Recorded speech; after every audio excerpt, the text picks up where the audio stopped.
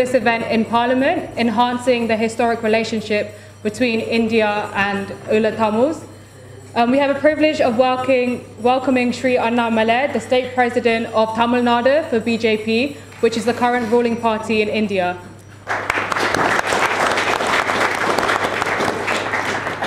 I would also like to welcome our British parliamentarians, dignitaries, and all of our Tamil people and non-Tamil people for joining us here today. We have a great number of speakers lined up, but before we get started, I hope you can all join me in observing a 1-minute silence to pay our respects to the innocent Tamil lives that were lost in the genocide of Tamils. Please also join me in remembering Margaret MacDonald. She sadly passed away over the weekend, and she was a great advocate for Tamils justice. So if you can all stand up and just pay our 1-minute silence respect.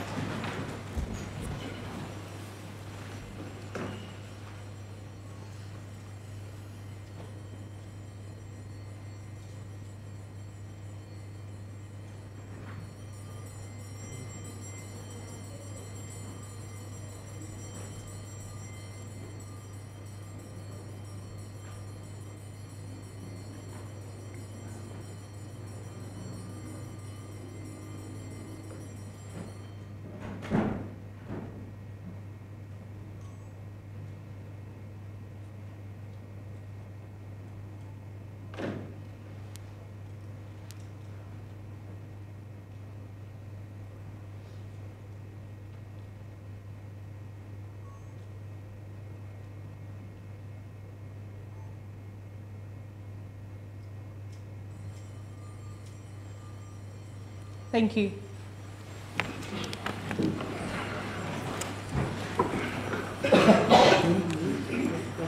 So before we get started, I realised I forgot to introduce myself. My name is Thamilar Uravup, and I'm a councillor in Wandsworth, and I was the youngest deputy mayor and the first deputy mayor in Wandsworth Council, finishing my term in May, and I'm also British Tamils Forum's deputy human rights coordinator. I wanted to say a special thank to Lord John Mann, who's booked this committee room for us, but he's had to rush off to a vote, so whenever you hear a bell, that's all of the Lords and MPs going for a vote. But he'll be back later on to share his remarks with us. So before we get started, I just want to kind of set the scene on what's happened in the historic relationship between India and Eelath Tamils. So, sorry. Just a kind request, can we all make sure that our phones are just on silent so there are no disturbances throughout the event? Thank you. So the umbilical relationship between the Tamil people in South India and the northern, east and central provinces of Sri Lanka is a continuing relationship with a brotherly and sisterly relationship that's been existing for many millennia. The Tamil people in Sri Lanka have been traditionally known as Eelath Thamilar for at least 2,000 years, as evidenced in the Sangam era. In the past, advent to the colonial period, Tamil people in South India and the Eelath Tamils had been part of the Chola Empire. And I believe a lot of those memories would have been jogged as the recent blockbuster movie Ponniyin Selvam has been out on our screens. It probably has drawn an interest on the connection between Eelath Tamils and Tamils from South India. To rapidly achieve human development and to empower its people, the government of India, from the time of independence, has taken pragmatic steps to celebrate the linguistic, ethnic, and religious diversity in its country. And it formed linguistic states with regional autonomy and a union government. This has resulted in a democratic and a parliamentarian and a federal model of governance. This has fostered unity and diversity in the country, creating mutual respect and dignity among the population, and has made India to grow faster and bigger as a world-class economy. Sri Lanka, on the other hand, has focused on a path of self-destruction, of marginalizing its constituent people, especially the Tamil people, to build a monolinguistic, mono-ethnic, and a mono-religious country. It implemented a model of governance to deny equal opportunities, instigating cycles of violence, and programs by murdering, looting, and raping Tamil civilians, pushing the country to a civil war that lasted over 30 years and led to the loss of lives of hundreds of thousands of Tamil civilians.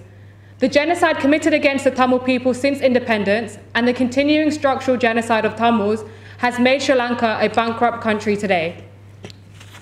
After the end of the civil war in 2009, India has greatly assisted the Tamil people by way of reconstruction of war-torn areas in the northern and eastern provinces and Malayalam by building new schools, houses, road and railway networks, a world-class cultural centre and an airport and port.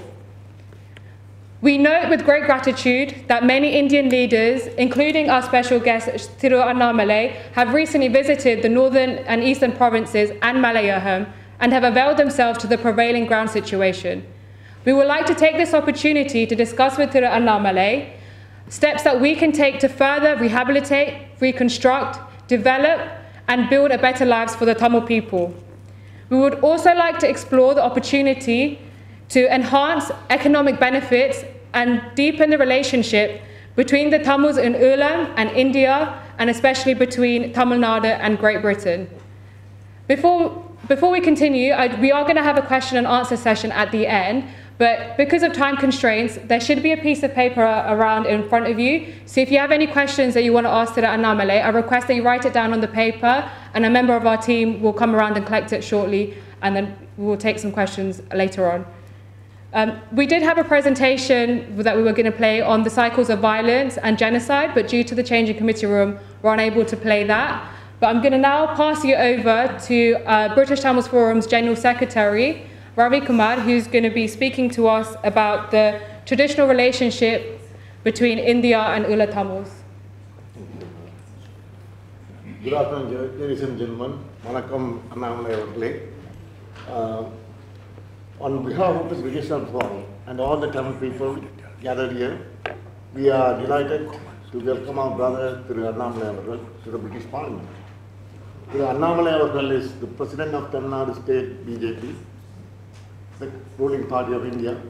From our interactions with Annamalai, we have found him to be an energetic leader, a straight shooter and go-getter, coming from a background of Indian Police Service IPS. We the Tamil people, also known as Thamilar or Tamils, trace our ancestry to India's southern state of Tamil Nadu, the Union Territory of Puducherry and to Sri Lanka. Tamils constitute 5.9% of the population of India, concentrated mainly in Tamil Nadu and Puducherry, 14% in Sri Lanka, 7% in Malaysia and 5% in Singapore. From the Sangam period, the Tamil classical period, which is believed to be around 300 before Christ, the current country to Sri Lanka was known as Ulam, and the people inhabiting that as Eelath Thamilar. The Tamils in southern India and Ulam are one and the same people who are brothers and sisters from the same mother, but separated physically by Fox Street and narrow sea, and politically by the national borders of India and Sri Lanka. Before colonial periods, for hundreds of years, the Tamils inhabiting both shores of Fox Strait had been one people, mostly living under same kingdoms. The political, economic, cultural and people-to-people contacts have withstood the test of colonial and subsequent periods. In her introduction, our moderator, Councillor Sharmila, has mentioned the contrasting features of the state making of India and Sri Lanka from the time of independence.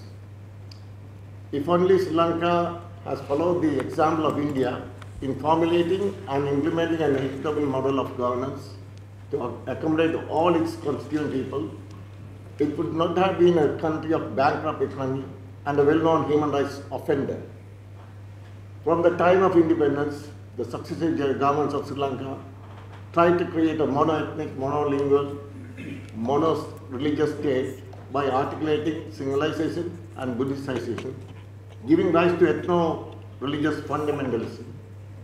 The state has perpetuated cycles of violence to marginalize the Tamil people by destroying their dwellings, businesses, schools, religious places, and places of cultural importance.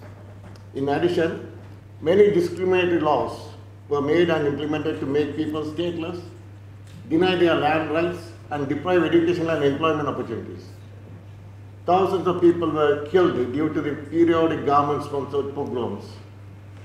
Untold sufferings imparted on the Tamil people pushed them to struggle for their inherent rights in a democratic way for the first 35 years of independence. When the Tamil leaders tried to negotiate in good faith, all those years they were deceived. Later, due to intolerant hardships and utter frustration, the Tamil people were pushed towards defensive armed rebellion. During the civil war, lasting nearly 25 years, the state has devastated the Tamil people by killing hundreds of thousands of civilians, destroying billions of dollars worth of properties and infrastructure in the northeast of Sri Lanka. UN Human Rights Council has already determined that the government of Sri Lanka has committed war crimes and crimes against humanity. In 2021, the Human Rights Council mandated through Resolution 46/1 the creation of a new mechanism in Sri Lanka called the Sri Lanka Accountability Project (SLAP), thus authorizing the Office of the High Commissioner for Human Rights to gather evidence on abuses of human rights and related crimes in Sri Lanka. Since there is no specific period mentioned for this project for the very first time, it is our understanding that if enough resources are given, it could look at all the human rights violations by the state from the time of independence. We strongly believe that either through the above mechanism or if an independent international criminal justice mechanism is formulated, then the Sri Lankan state would be found guilty of genocide against Tamils. Even today, the Sri Lankan government continues its structural genocide policies to grab lands of the Tamil people, destroy their places of worship, disrupt economic activities by militarization, and continue to block rehabilitation, resettlement, and reconstruction of the northeastern provinces. We note with deep gratitude that after the end of civil war in 2009, the government of India has spent millions of dollars to address the basic humanitarian needs of the people in the war-torn north and east provinces and the Malayalam upcountry or central area where plantation Tamils live. These projects include building thousands of new houses, building or renovating places of worship, building new roadways, railways, port, and an airport. India has also donated a new cultural center to the people of Jaffna that is close to the Jaffna Library, which was once the biggest in South Asia and was burned down by the government of Sri Lanka in 1981 with its contents of over 96,000 manuscripts and books. The government of India has consistently called the government of Sri Lanka to address the legitimate aspirations of the Tamil people for equality, justice, peace, and dignity, including by carrying forward the process of reconciliation. Prime Minister of India, Mr. Honorable Sri Narendra Modi ji, during his visit to Sri Lanka, addressed the Parliament of Sri Lanka on the 13th of March 2015 and called for a cooperative federalism model as the long-term solution to the Tamil ethnic issue.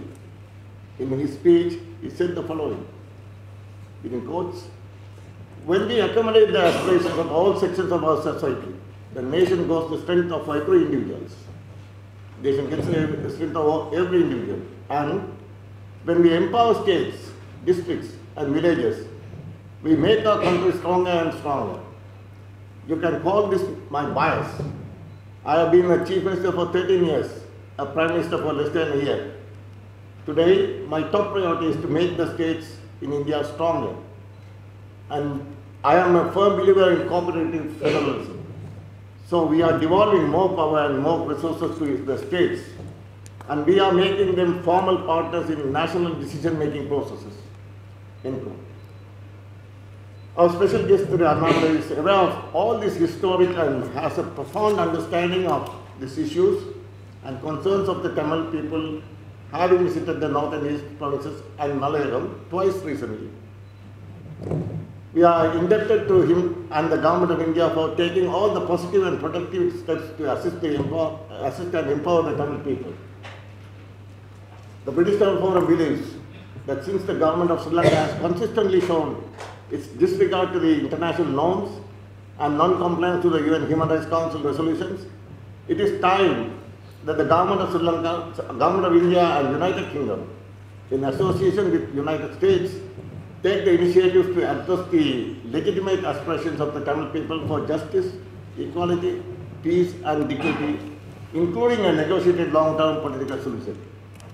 At this juncture, on behalf of British Tamil diaspora, we wish to make the following requests. On accountability, accountability for the atrocious crimes committed against Tamil people need to be the front and center of any initiative taken about Sri Lanka. Even after 14 years of the mothers, the mothers, wives and children are looking for their son, daughter, husband, father or mother without knowing the fate of them. We believe a victim-centric justice is of paramount importance, and an international independent criminal justice mechanism needs to be set up to serve justice and to ensure non-recurrence. On interim measures, we believe that the North and East provinces were never developed by the Sri Lankan government from 1948 and currently are severely devastated by the civil war. To rehabilitate the people and to rebuild the infrastructure, an interim government should be established, elected by the local representatives with sufficient legal, financial and executive powers to be set up immediately.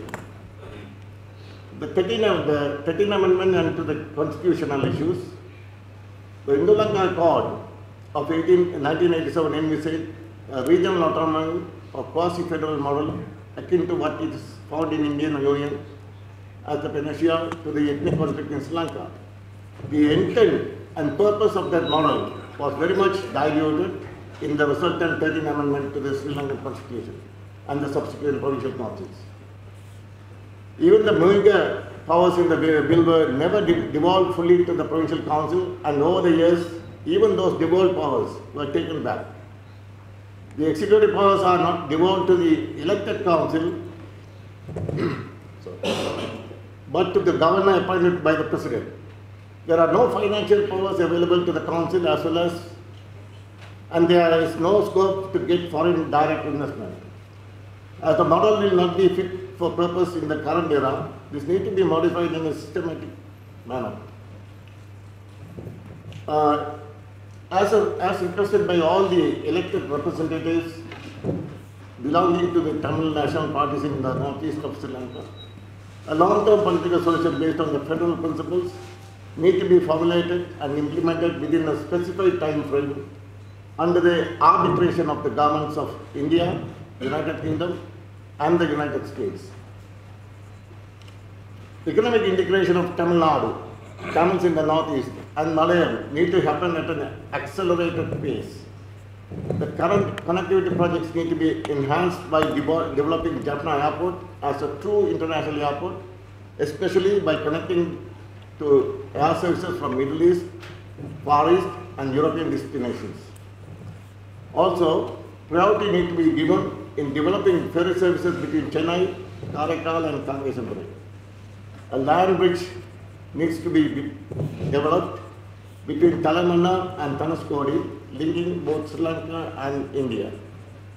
As conclusion, we want to reiterate that by recalling the historic address that His Excellency the Prime Minister Narendra Modi made in 2015 in the Parliament of Sri Lanka, that the island would need a cooperative federalism system and look forward to receiving India's enduring support to establish a permanent political solution for the Tamil people in the island to live with dignity and peace and prosperity with the right to self-determination. Thank you very much.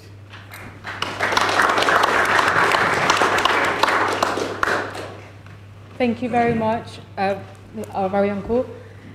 You mentioned some very important points, and India is always going to play a crucial role in the justice for Tamils, and your points on accountability and how we can move forward by establishing an international independent criminal mechanism for the rehabilitation of our people and the connectivity projects between India and Sri Lanka. I will now pass you over to Lord John Mann. He has come back from his vote. He has been a great champion of Tamil people, and he's visited Sri Lanka on several occasions, and I'll just pass you over to Lord John Mann for some remarks. Well, thank you. Welcome everybody, and my apologies that Parliament didn't seem able to allow someone in the House of Lords to use a room in the House of Commons, so we got shifted down here. But don't worry, we'll probably all be elected eventually, and I shall vote for that, and then I'll be able to book any room in the building if I'm still here. But you're very welcome. I think the importance of this meeting is to think through strategy.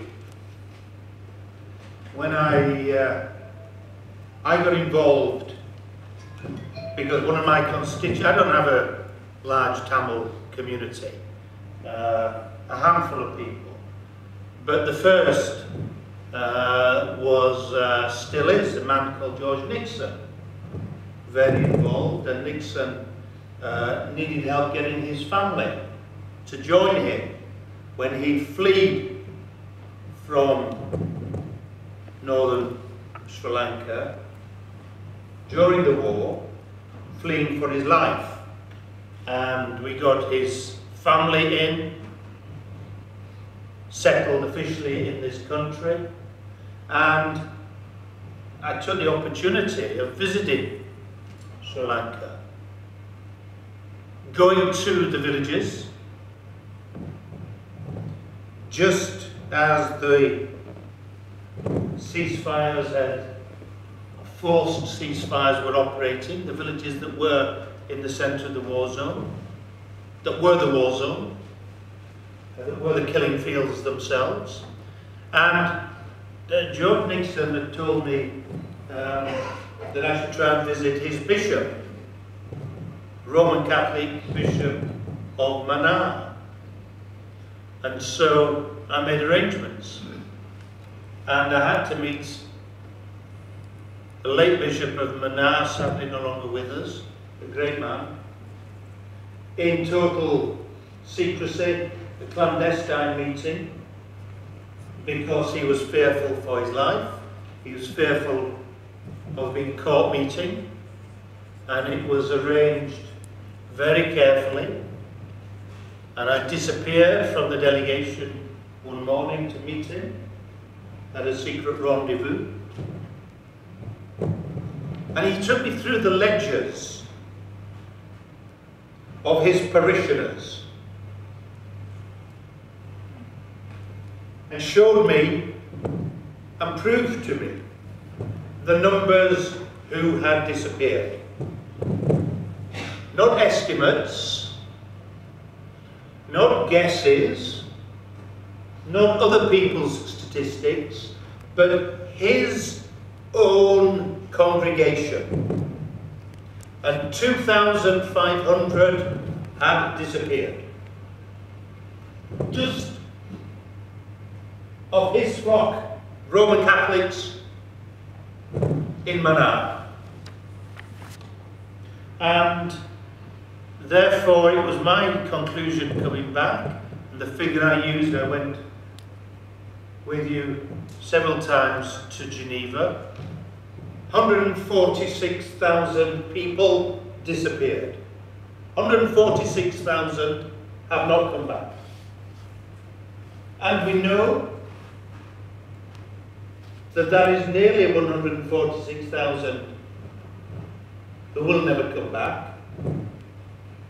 But actually as well, what I saw and heard evidence of was that a number of very young women, of girls, were forced into marriage with soldiers who may well actually still be alive but not seen their family or their village ever since. So actually, 146,000 disappeared, not necessarily 146,000 dead. Some almost certainly still subjugated to the worst of offences, ongoing every single year. And so the human rights case is absolute. I think with the near certainty of a change of government in this country next year, there will be the opportunity for a new impetus to the strategy for justice and beyond justice for a real existence for the Tamils as a people. And it is obvious to anyone looking at the situation that the power and influence that India can wield is huge and significant. And however awkward a partner India can be politically to a country or a government, whatever government here in the UK, that is an alliance that will be necessary in relation to the Tamil cause, and one I think we need to educate all those who will have influence as government changes here in how best to use and use early, because I think there will be an opportunity to move things on, but if that opportunity is missed, then our work in this country, your work, to be accurate, your work, your campaign, your mission, will then be put back. We must grab that window of opportunity. And indeed, even then, if this current government is re-elected, I think that's unlikely. But even if it is, the momentum from that, even with this government, would have a positive. And therefore, it has to be a strategy. Therefore, the more that we can build that alliance and linkage, not just from history, but from now, the realities of now, it seems to me the more powerful. And that voice and that strategy we need a stronger strategy. The Human Rights Council has gone so far, but if we now only go in a circle, then we will stay where we are, not move forward. And that isn't good enough. So I think the strategy international for the Tamil community has been an excellent one politically. But I think now it needs to develop, and it needs to move with a new additional direction to reinvigorate itself. And you are the key to it. Your voices, your campaigning, and your ability, which has been very proven, to hold politicians in this country very politely, but very clearly to account to our responsibilities to be supporting you. So it's a pleasure to be with you, and I think this is an important event. Good luck in the deliberations and in strengthening the strategy.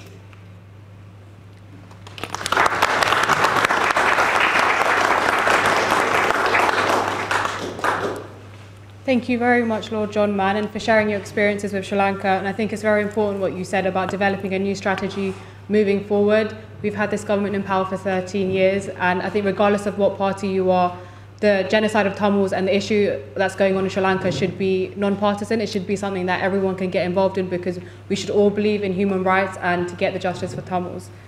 I would like to next welcome the Right Honourable Mr. John McDonnell. He's the Member of Parliament for Hayes and Harlington. He has served his constituents since 1997, and he was the Shadow Chancellor from 2015 to 2022. He is also the Vice Chair of the All-Party Parliamentary Group for Tamils, and he is a great vocal supporter of the Tamil people, and we would invite him to speak for a few minutes, if that's possible, please. Thank you. First of all, apologies, I have to leave straight away. No worries. Sharing a meeting, usual and had some difficulty finding you because of the shifted rooms, which I now understand happened. Straightforwardly from me, and I just repeat the conversation we've had more recently. We've almost, exactly as John has said, there'll be a general election within the next, realistically, 15 months or so, most probably October of next year.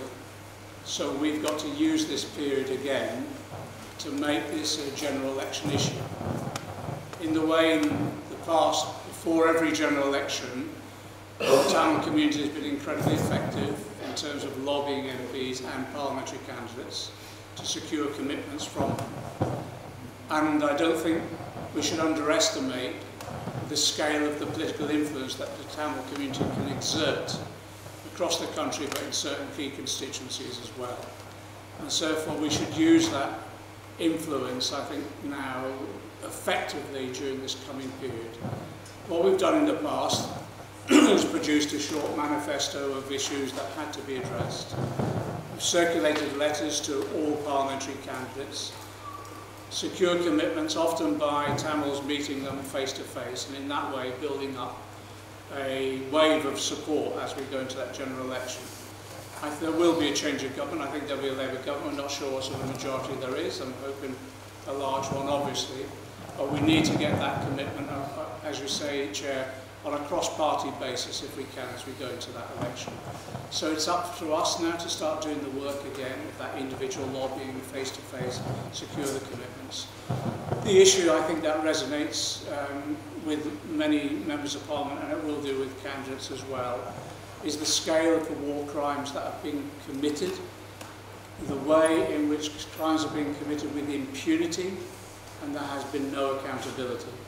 And so therefore there is an onus, there's an onus particularly on the UK as well because of its colonial past and the relationship in the past, but there's an onus upon the international community to act on this and to bring about that end of impunity, but access to real accountability, and that must be through the International Criminal Court, so we bring people to book.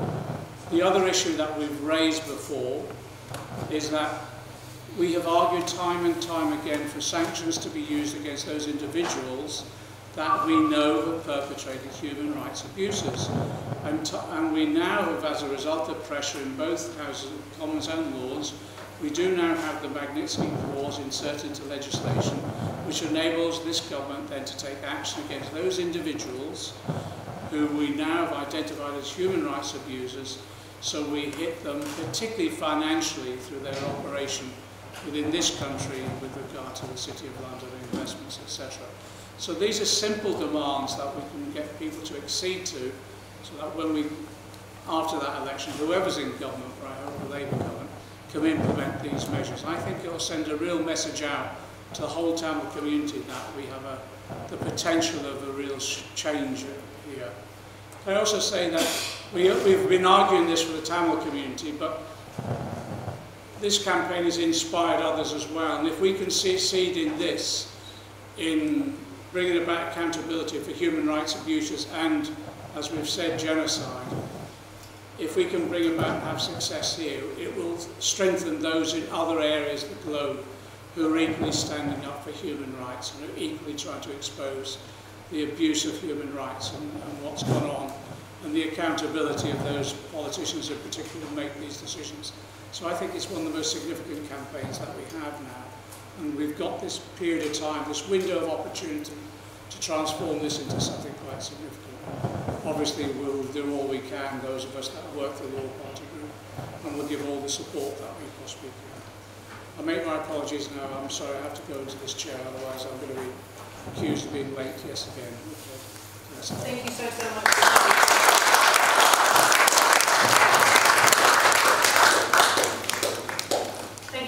Just to kind of pick up on what you said about sanctions, I think it's absolutely appalling that this government's been in power for 13 years. And as the leader of the Human Rights Council on Sri Lanka, no sanctions have been applied on any perpetrators, but the United States and Canada have sanctioned perpetrators who were identified in the UN OISL report. So I think next year when the elections come up, I'm hoping for a Labour government, and I hope when we do have that new Labour government that they will sanction these perpetrators. But if we don't have that change, I hope that the existing government will look into what other countries are doing, will look at those credibly accused human rights abusers and sanction them. I would now like to pass you on to Martin Day, MP from the Scottish National Party. Thank you so much for being here with us today. No, it's my pleasure to come along and show support and cross-party consensus that's there in this House for human rights. We need to raise the profile. The more I've learned about the situation that Tamils have faced, the more appalled I am. And I think everybody here obviously feels the same, but it's how do we get that message out to people who haven't yet woken up to what's been happening, or has happened and is still happening. We need to have more pressure on our parliamentary colleagues, and I think we all have to do a bit more of that to get higher up the political agenda, which I'm encouraged by the comments I've heard from other members today on a similar theme. So I'm here to show my support. Anything I can do to help, be assured that I will do so, and we just need to keep the pressure on and see a result. But the human rights atrocities and we've got to raise public awareness as well as political awareness to bring the political pressure. Thank you so much, Martin. Thank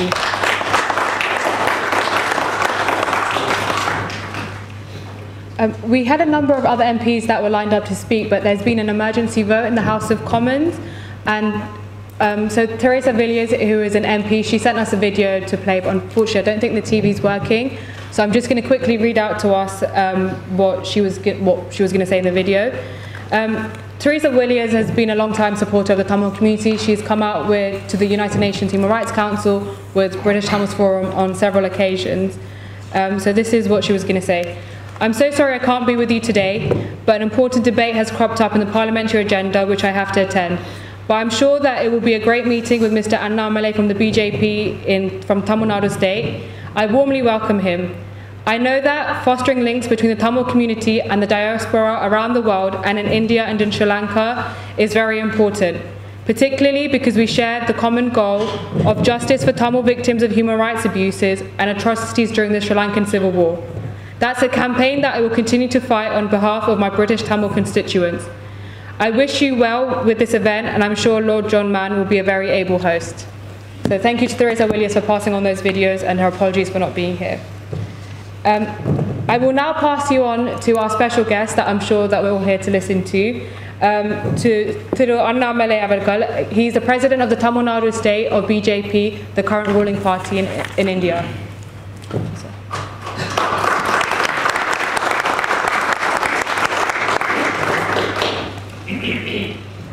Good evening to everybody. Councillor Madam Sharmila, who is very instrumental in getting us all together here, and friends from the British Tamil Forum, BTF, and especially its General Secretary, Sri Ravi Kumar ji, and very respected British parliamentarians, Lord John Mann, Right Honourable John MacDonald ji, the MP from Scottish National Party, Sri Martin Day ji, and all eminent members who have come as part of the Sangamam team from Tamil Nadu, and the members of civil society. I'll take some time initially to just trace the 1500-year civilizational journey that the Elam Tamils and Tamilians from India we enjoyed. Pattinapalai, very ancient text in Tamil Nadu, written in Tamil 1400 years back. It uses a phrase called Eelath Thamilar Uravup Paalam, where we talk about the food from Elam, from the northeast part of Sri Lanka, the food coming to a port in Pumbuhar. And 1400 years back, a text in Tamil Nadu, in Tamil, mentions it. Again, if we go back to 9th and 10th centuries, which is 1000 years before, the reign of Rajaraja Chola and Rajendra Cholan, we had very close connections to Elam Tamils and Tamil Nadu. And if I go one step further again, the modern Vishwaguru, Swami Vivekananda, after his very historic Chicago speech, instead of coming to India first, he chose to go to Sri Lanka first in 1897. He addressed the Jaffna Hindu College about the culture, the close connection that Sri Lanka and India enjoys, and specifically the Elam Tamils and Tamilians enjoy. And the second stop, he came to India. Then, what happened very unfortunately post 1947 is a very unfortunate thing. This issue is not a one-year issue or not a decade-old issue. It's almost a 85-year-old issue. When Sri Lanka got independence, we all know the Tamils of Sri Lanka, the north and eastern part of Sri Lanka, they had a very disproportionate number in civil service, in judiciary, in business.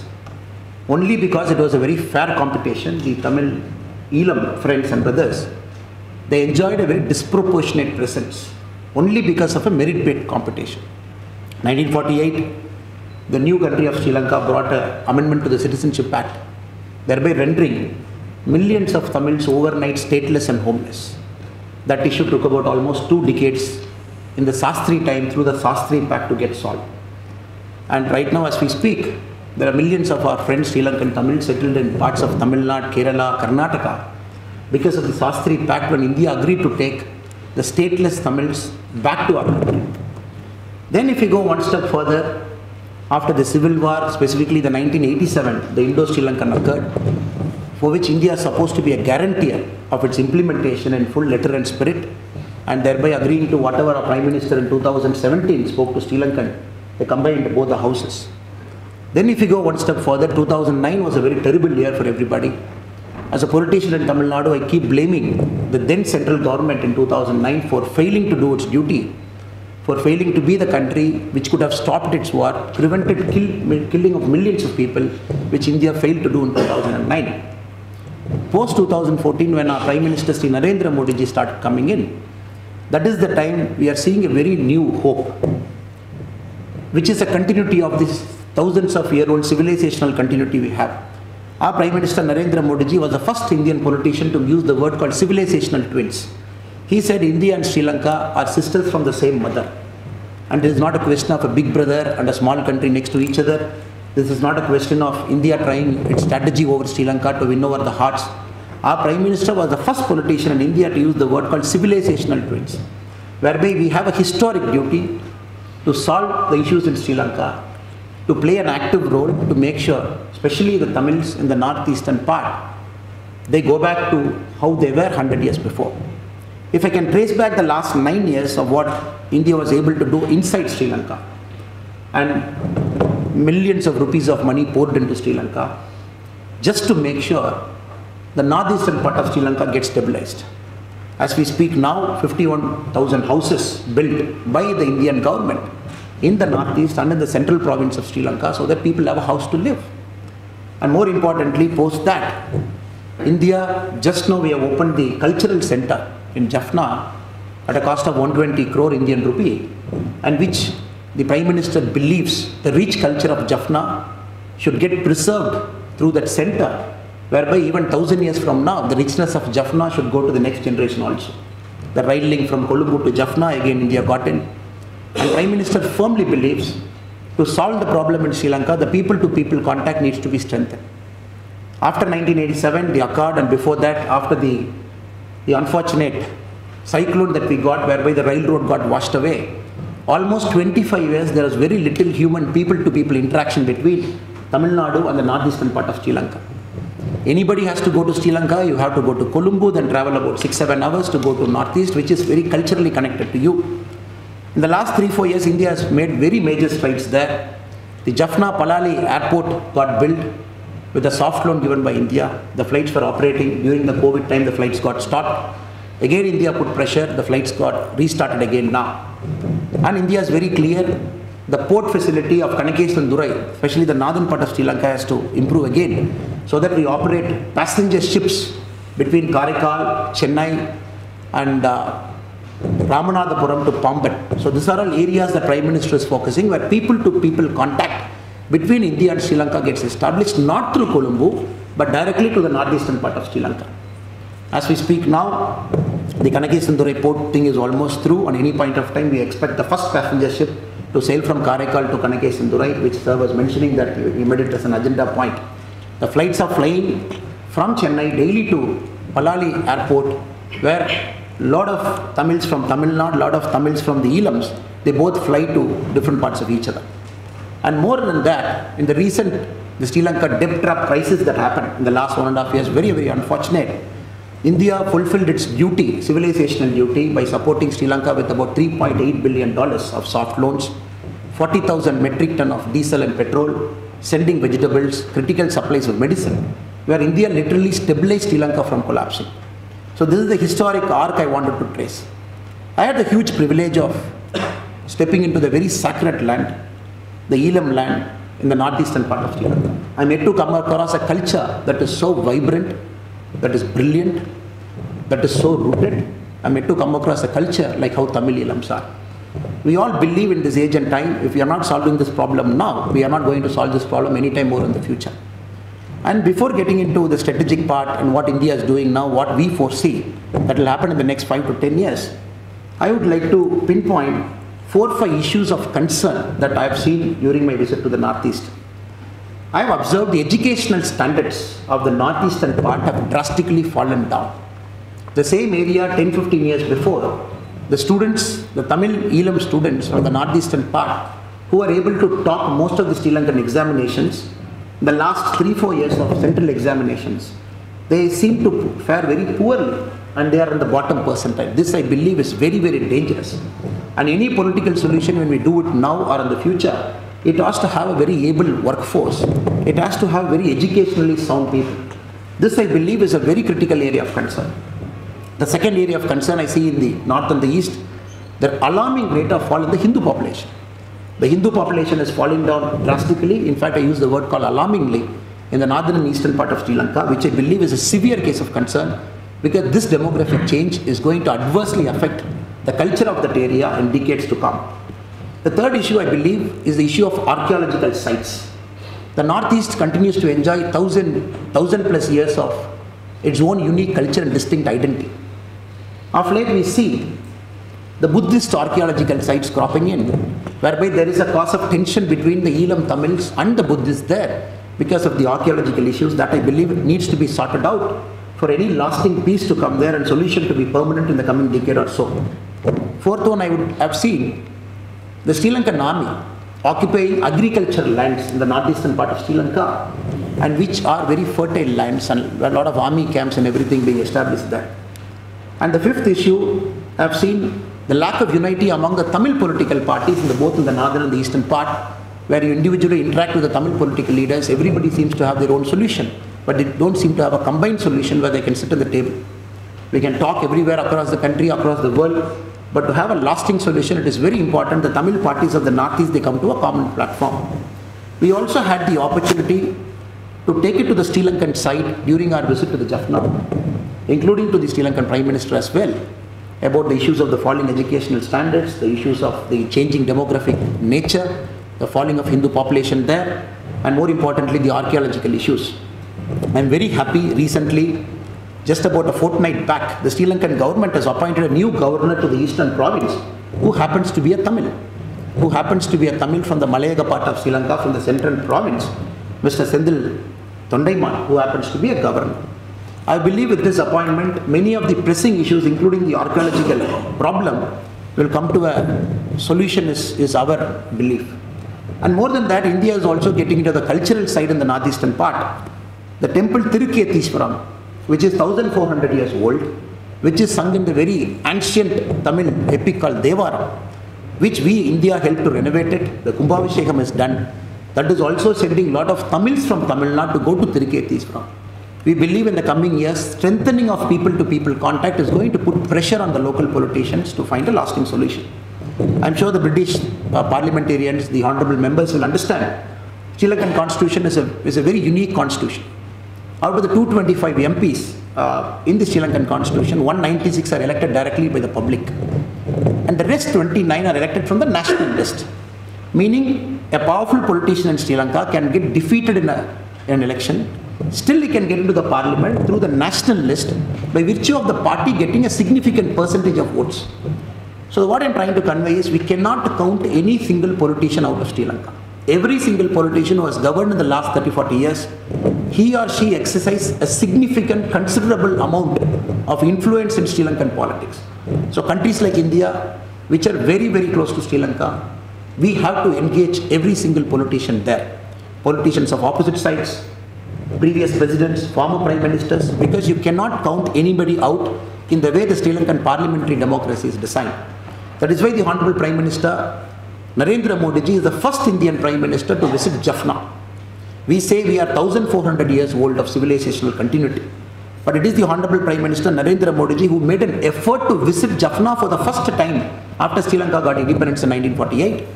And the Honorable Prime Minister Sri Narendra Modi ji made an effort to visit the central province, again the first Prime Minister to do it.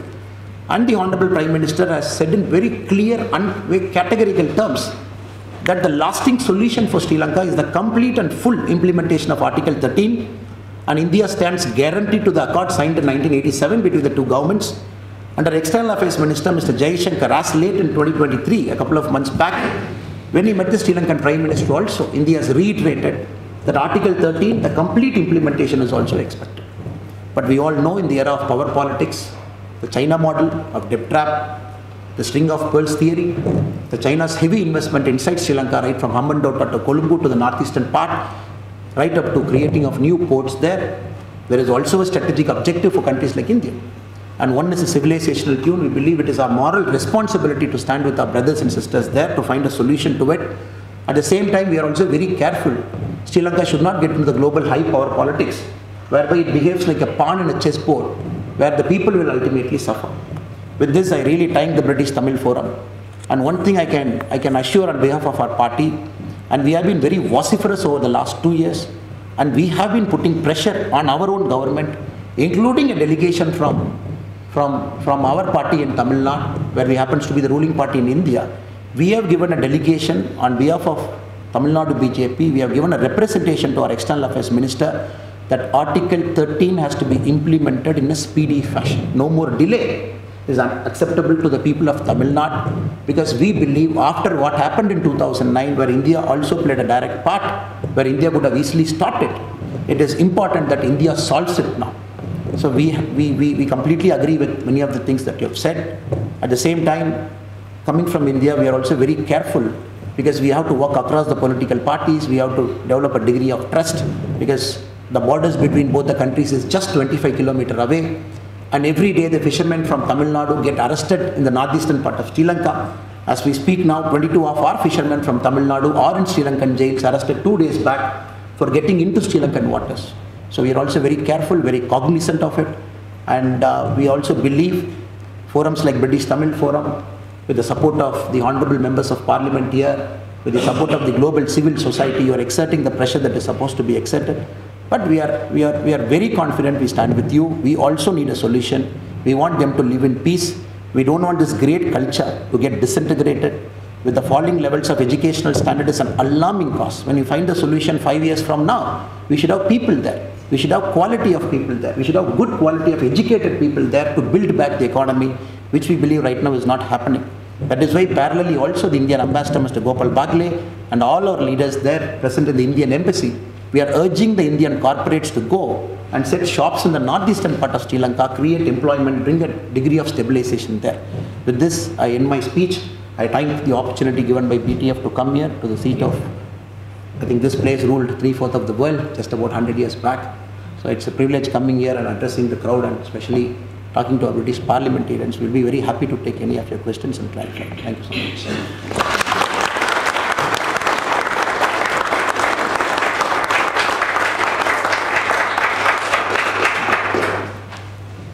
Thank you very much.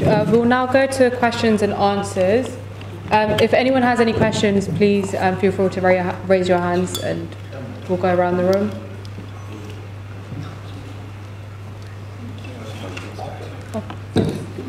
Some elaborate on the Article 13, what it is. I mean, what exactly? You want to say, sir, or you want me to answer? Article 13 that K Annamalai is mentioned. What exactly is it? Just wanted to... The Article 13, the original constitution of Sri Lanka, which came into force after it got independence in 1948. It was there for a long time. The constitution of Sri Lanka was also governing the methodology of citizenship, which was amended in 1948, whereby millions of Tamils, they were made stateless and homeless. So 1987, at the peak of civil war that was happening, where a lot of people are getting killed, from the Indian side, our Prime Minister Rajiv Gandhi ji, and from the Sri Lankan side, the Sri Lankan President, they signed the Indo-Sri Lankan Accord in the year 1987, whereby a very crucial amendment called Article 13 amendment came into the original Sri Lankan Constitution. So what does it say? It talks about very specifically the northern and the eastern parts. It talks about a federal democratic government. It talks about the powers being distributed at the federal levels, including police, including revenue, including powers of land. It also talks about a combined administrative unit of North and East and a possible referendum. So, in the amended Article 13, India stands as a guarantor for the implementation of Article 13, 1987, the amendment that came. So what happened post that is unfortunate. So we are about 38 years now after 1987, so which was not fully implemented. Elections happened later. The chief ministers got elected to the respective, the northern part and the eastern part. But the powers of finance, the powers of land, the powers of police were not given from the central government to the provincial areas. Thereby, in letter and spirit, this was not fully implemented. So what India is asking now, especially our Prime Minister Narendra Modi ji, very vociferously over the last 3-4 years, is that India is expecting Sri Lanka to implement Article 13 at the earliest in its letter and spirit, so that there is a proper devolution of power and a federal polity in a democracy is possible. Thank you. That's very enlightening, and I think that's very important from your strategy, to create a strategy for this. Can I add a few words to Annamalai, Sri Annamalai words?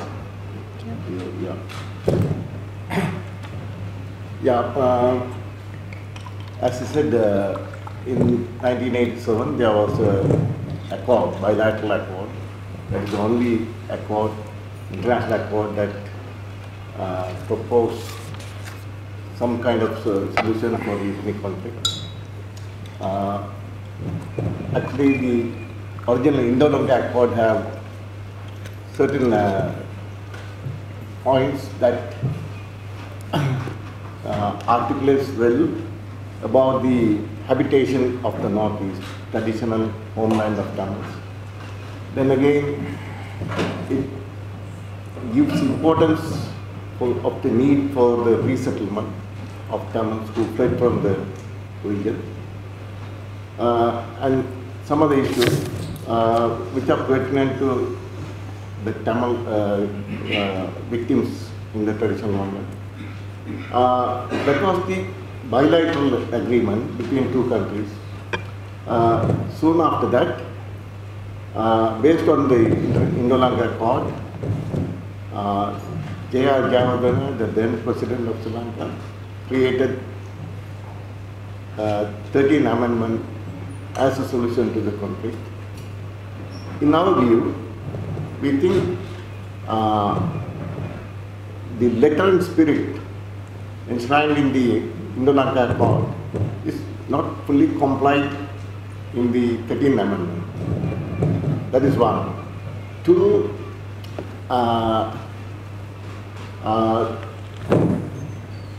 the time changes. In 1987, the influence of globalization is very less.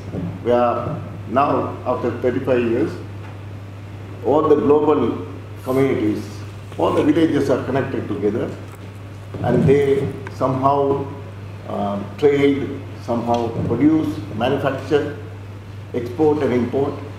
So that requires powers for the local bodies, such as the northern, eastern provinces, to develop their region by directly connecting to the institutions controlling this financial and other matters. So, because of the time, 35 years of time variation, we are in a different world. So, as a starting point, as Sri Annamalai told, India is trying to get the full implementation of 13th Amendment. India wants to see some progress in the northern Asian provinces. But we propose India and the UK.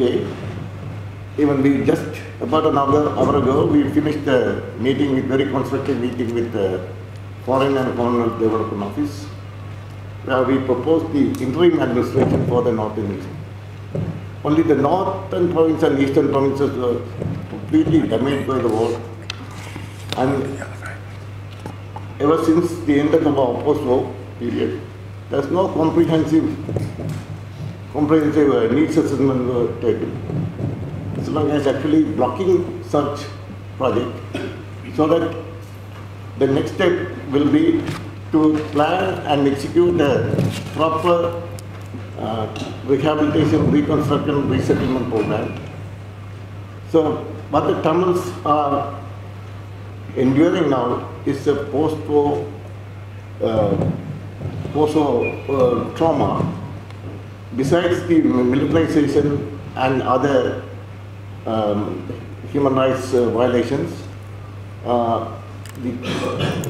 the interim administration with adequate powers as a temporary measure before arriving at a political solution. An interim administration is what we are looking for. We think the government of India, the UK, the USA can work together to bring the people who fled from the region, fled to India, fled to the south of Sri Lanka, to be resettled, and the work, a speedy action to be taken for the resettlement of the Northern East. Thank you.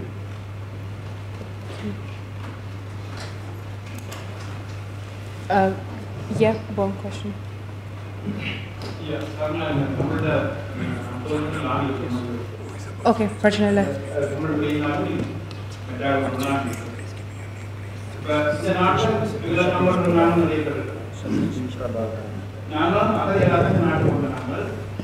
இந்த நாட்டில் அகதி அந்தஸ்து ஏற்கப்பட்டது, எல்லா உரிமைகளும் தரப்பட்டது. இன்னைக்கு உதாரணத்துக்கு தமிழ்நாடும் அதில் அப்பா இந்த நாட்டில் அதை இழந்தது. ஆனால் அவர் இந்த நாட்டில் எல்லா உரிமைகளுக்கு அவர் சொல்றாரு. ஆனால் இந்தியாவில் எவ்வளவு மக்கள் அகதியாவது அவைகளுக்கு இந்திய அரசாங்கம் எந்த உரிமையும் கொடுத்தது. அவர்களுக்கு உயர்கல்வி கூட மறக்கப்பட்டது. அவர்களுக்கு அடிப்படையான எந்த உரிமைகளும் வழங்கப்படுகிறது. இது சம்பந்தமாக பாரதிய ஜனதா கட்சி அல்லது இந்திய அரசாங்கம் என்ன முடிவெடுக்கும்? அல்லது அவர்களுக்கு அந்த உரிமையை கொடுப்பீங்களா? Thank you. I'll translate. So the question was that most of the Tamil people in this room have come to the UK as refugees. So the question was, unfortunately in India, Tamil refugees that have gone, they haven't been given any refugee status and they don't have the rights. So if you would want to comment on that question. In Tamil or in English? It's up to you. In English is fine. We would understand after 1948 when the amendment to the constitution came about, when millions of Tamils were rendered homeless and stateless there. India during the 1960s, during the Shastriji's time, agreed to take back Sri Lankan Tamils back into our country with a set of guarantees. So accordingly, the first set of Sri Lankan Tamils who came in were accommodated in parts of Gudalur in Tamil Nadu, Wayanad in Kerala, and Sulya in Karnataka. Special corporations were created for that, including agencies like Tanti, by which especially the Malayalam Tamils who came in because of that pact, they were given employment opportunities, given houses, so that they get integrated into the Indian society completely. Now the gentleman is asking about the second part, where thousands of Sri Lankan Tamils, mostly from the northeastern side, who entered into our country to flee from the civil war that is happening, so technically illegally, just to save themselves, save their families from the civil war that was on in the northeastern part. Now all the people who have entered India were housed in camps in different parts of Tamil Nadu, including Tiruchi, Kallakurichi, Mandapam, Ramanathapuram.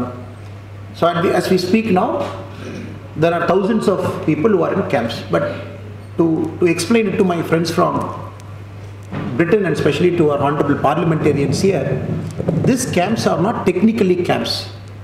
These camps are temporary housing arrangements where they stay, they are allowed to go out, stay outside for a night, come back.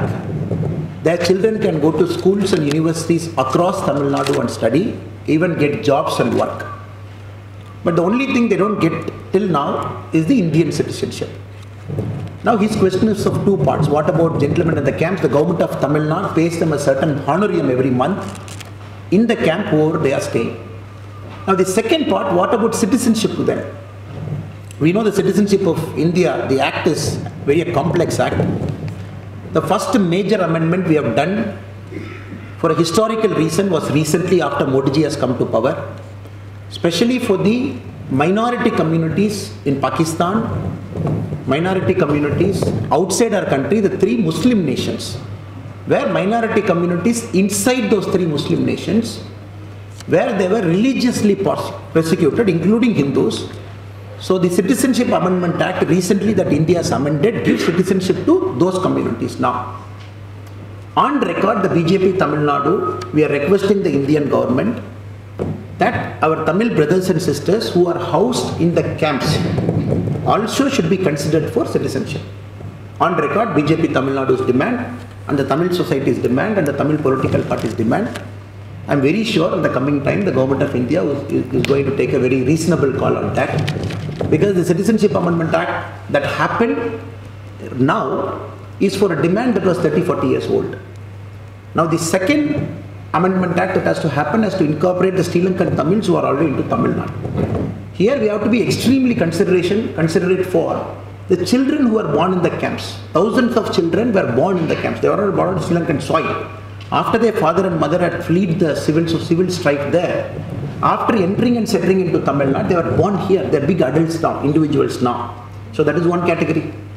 The other category came in technically illegally, that is the other category.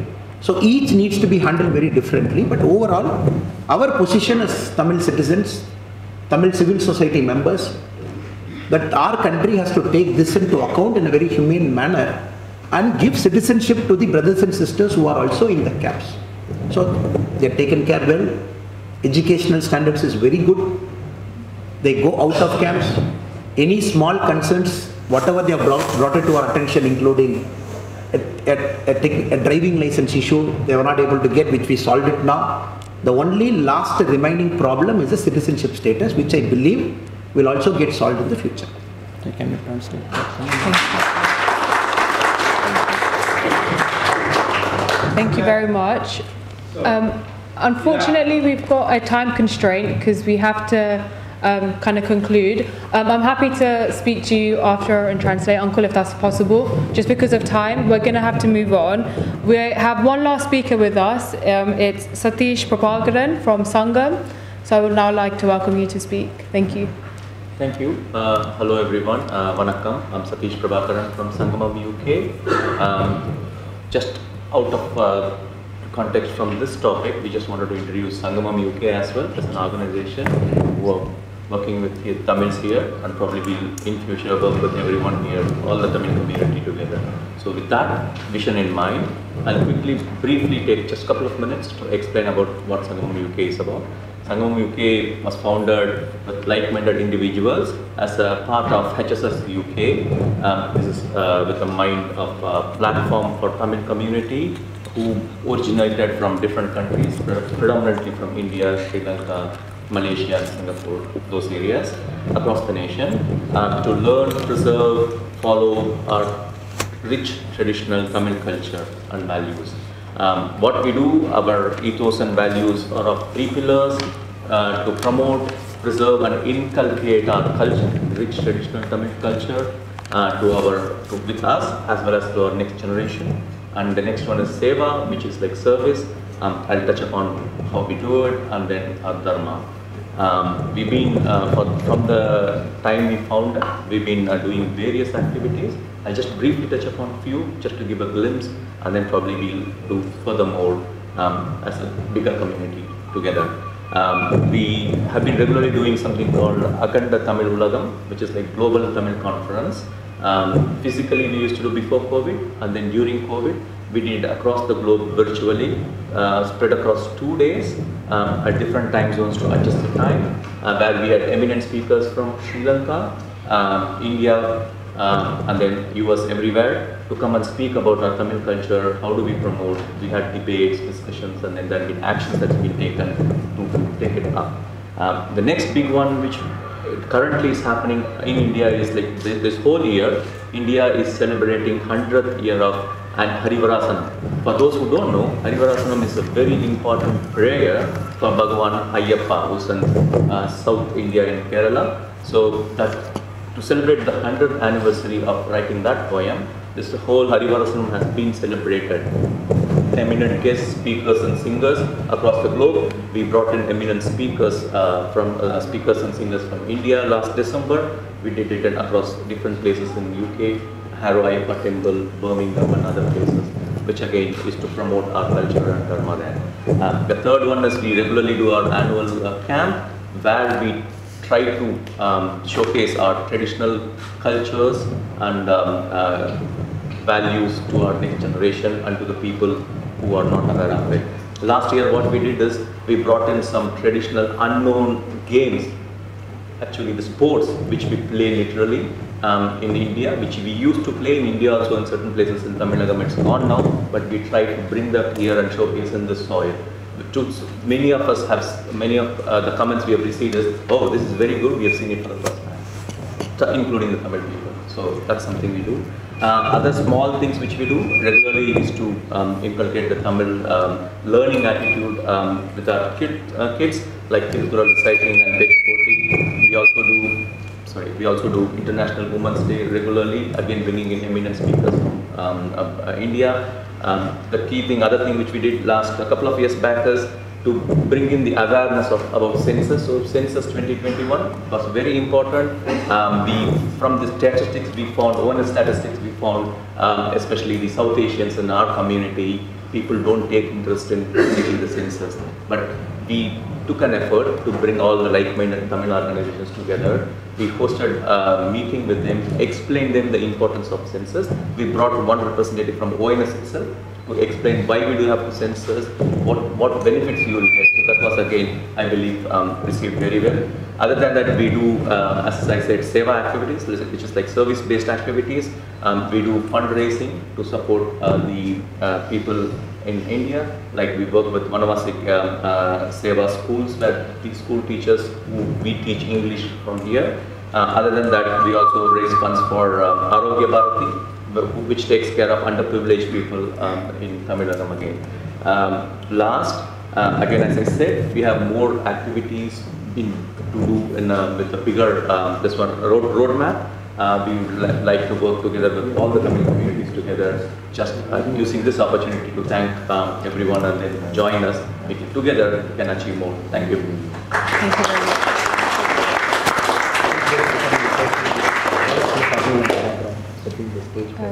Thank you very much.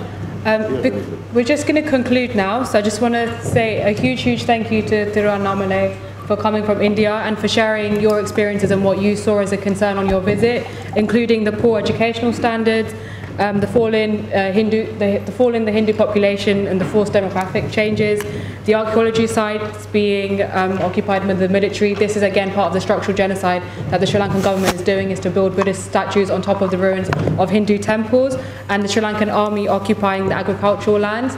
And thank you for also speaking about on a way forward on implementing Article 13, which is going to play a huge part on a way forward, especially between the relationship with India and Eelath Thamils. Just to kind of touch up on some points that the General Secretary of BTF also mentioned, which was a way forward on how the UK and India can play a part is through arbitration, which should be led by the UK government, India and the United States. We should also be sanctioning perpetrators, and we will continue to call on the UK government until they do this, is to sanction Sri Lankan perpetrators who have been identified by the UNOISL report, to follow suit of the United States and Canada to do this, and for an international tribunal mechanism to be set up, whether that through be the ICC or a special ad hoc tribunal that's being set up, because in order for Tamils to get justice for the atrocity crimes, for the genocide, it has to happen through an international criminal court where the crimes have been recognised on an international stage and historical impunity is ended in Sri Lanka. And I hope that India is also able to continue with its connectivity projects by land, air and sea. And yeah, so thank you very much again just for being here today, and thank you all for all joining us.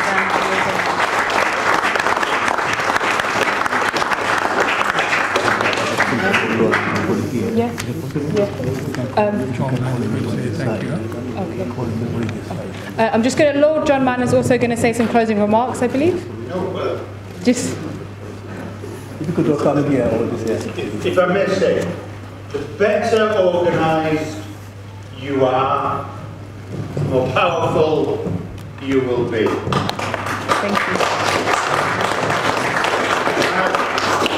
You have a message of both solidarity and friendship and vision coming from India, and this should be grasped and developed into a strategy both in this country and beyond, because the time for developing that strategy is absolutely now, and the opportunities are always there.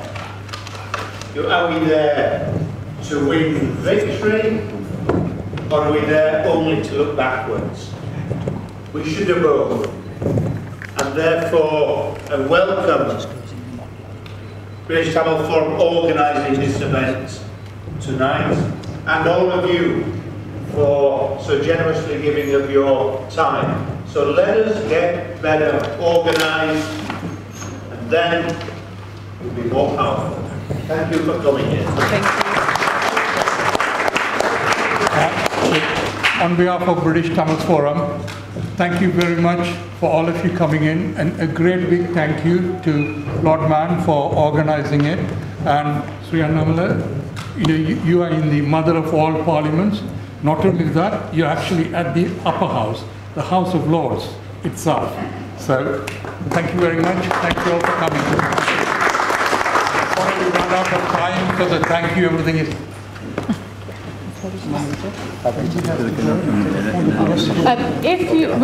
We're going to take a group picture. If you guys would like to stay, we're going to take it facing this way. So if you all don't mind standing up, and we'll take it this way. Yeah.